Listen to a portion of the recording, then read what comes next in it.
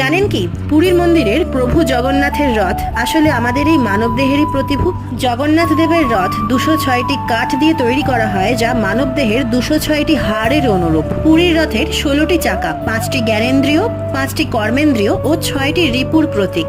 রথের রশি হলো মন, আর বুদ্ধি হলো রথের সারথি। আর আমাদের এই দেহ রথের রথী হলেন স্বয়ং ঈশ্বর।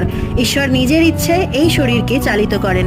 মানুষের ইচ্ছায় কিছুই হয় না, যা হয় সব ঈশ্বরের ইচ্ছায়। উল্টো রথের পর জগন্নাথ দেব একবার রথ থেকে নেমে গেলে সেই রথে আর ওঠেন না। তখন রথটি ভেঙে দিয়ে রথের কাঠগুলি সব পুড়িয়ে ভোগ রান্নার কাজে লাগানো হয়। ঠিক তেমনি আমাদের শরীর থেকে আত্মারূপী ঈশ্বর একবার বেরিয়ে গেলে শরীরের আর কোনো গুরুত্ব থাকে না। সেই শরীরকে তখন মৃত ঘোষণা করে পুড়িয়ে দেওয়া হয়। শরীর নশ্বর, কিন্তু আত্মা অবিনশ্বর, তার কোনো বিনাশ নেই।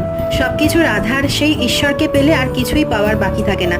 জগন্নাথ দেব সকলের মঙ্গল করুন। শুভ রথযাত্রা।